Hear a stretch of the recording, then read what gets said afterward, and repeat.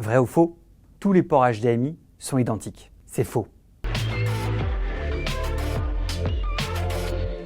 Anciennement, nos téléviseurs, nos consoles, nos magnétoscopes étaient connectés par des câbles qu'on dit analogiques. Péritel, RCA, Composite. En 2002, plusieurs constructeurs se sont réunis pour inventer un nouveau type de connecteur qui serait entièrement numérique. Le HDMI est né. HDMI qui veut dire High Definition Multimedia Interface. C'est donc une interface qui permet de faire transiter du flux numérique à haute définition. En 2002, quand le HDMI a été créé, les résolutions ou les définitions qui étaient acceptées, c'était du 720p, 1280 pixels de largeur pour 720 pixels de hauteur.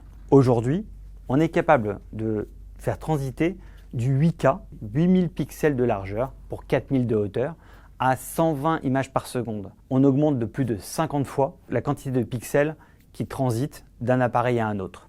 Comment différencier les prises HDMI si elles sont différentes? Chaque prise HDMI est un composant électronique. C'est pratiquement une carte mère pour chaque prise. Et ces prises-là, certaines ont des fonctionnalités, d'autres non. À l'arrière de votre téléviseur, sur certaines prises HDMI, vous allez avoir des termes type CEC, ARC, iARC. Que veut dire ces sigles?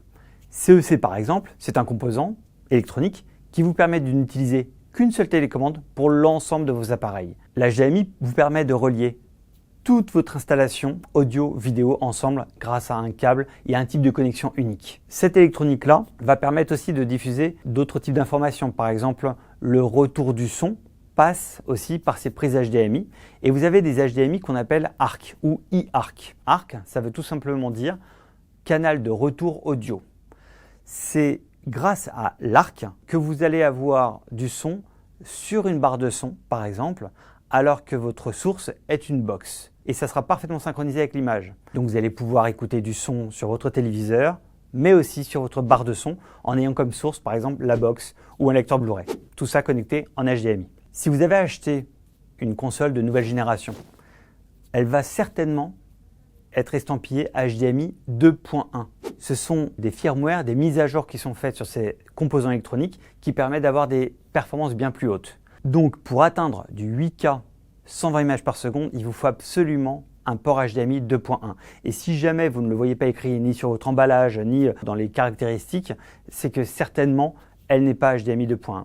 Mais faites confiance aux spécifications techniques fournies par le fabricant, parce que s'ils ont implémenté le HDMI 2.1 sur leur port HDMI, ils vous le diront, c'est quelque chose qui coûte de l'argent, donc ils ont tout intérêt à vous le dire. Vrai ou faux? Est-ce que tous les ports HDMI sont identiques? C'est faux évidemment. Il y a beaucoup plus de composants électroniques que l'on pourrait le penser et il y a toujours des petites mentions qui montrent la différence entre les ports HDMI. Donc regardez bien les spécifications, regardez bien à l'arrière de votre téléviseur et vous saurez quelle prise HDMI vous avez.